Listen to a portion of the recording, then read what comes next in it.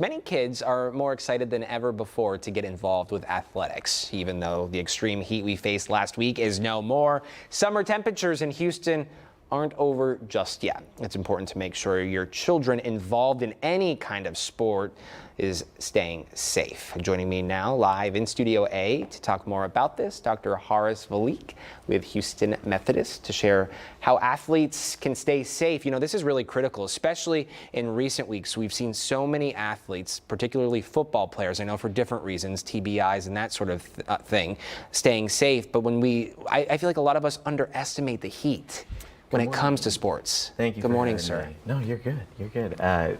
Oftentimes when we see the first couple weeks of children going back to school, starting scrimmages, starting practices, that is often the time when individuals come to our clinic for heat-related issues. Yeah. We worry about how children who often spend their time indoors suddenly have to Most of the summer, yeah. Exactly, acclimatize to the heat that's demanded in the Houston weather. It brings me back to my days. I remember, you know, being outside most of the summer, but going back to school was soccer season back up home in upstate New York, and you were exerting yourself on a completely different level, and what was hydrating you for the past several months was not adequate moving forward. So hydration is key when it comes to these types of things. Absolutely. There's no specific science between how much water and how much sports drink perhaps you need to have to stay hydrated.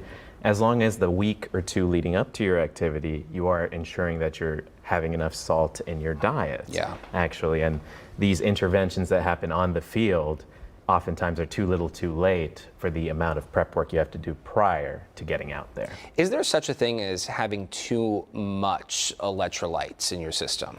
Oftentimes, because of how often these pediatric athletes sweat and how much we have to replace, it's not going to be an issue. It's not going to be an issue. Okay. Talk to us about some other pressing dangers that these kids are going to face. Oh yeah, absolutely. With temperatures on the rise, and of course, pediatric obesity being such an issue, a prevalent issue with Houston athletics, we need to be mindful of said overexertion. So our trainers and us on the sidelines definitely have some warning signs to watch out for kids who might feel like their heartbeat is racing too quickly, or they're breathing too fast, or excessive sweating even is a cause for concern to replace. Indications that something could be wrong.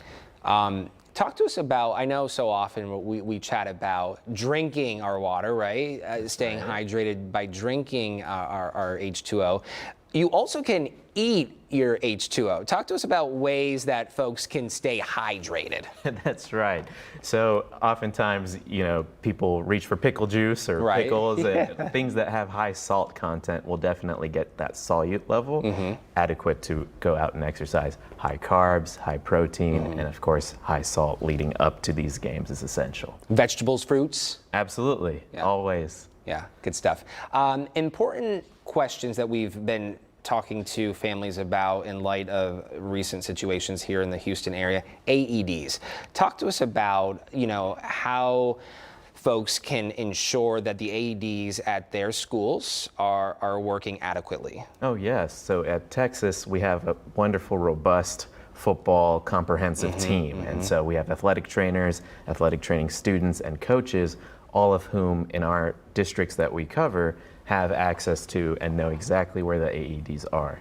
In addition, we do a service of coming out to these schools and ensuring not only do we test them prior to games and scrimmages, but also, once again, go over familiar locations for people who may be new to the system. Are you testing these devices before every game and scrimmage? With the help of the local EMS, they are working in the background to do so, but definitely it's a spot check for us as the game physicians coming out to make sure all safety precautions are in place. And then, of course, today, as we mentioned, is National Sports Day. Talk to us about the overall benefit in playing sports, getting involved. Oh yeah, so the psychological, social, and physical benefits are all there.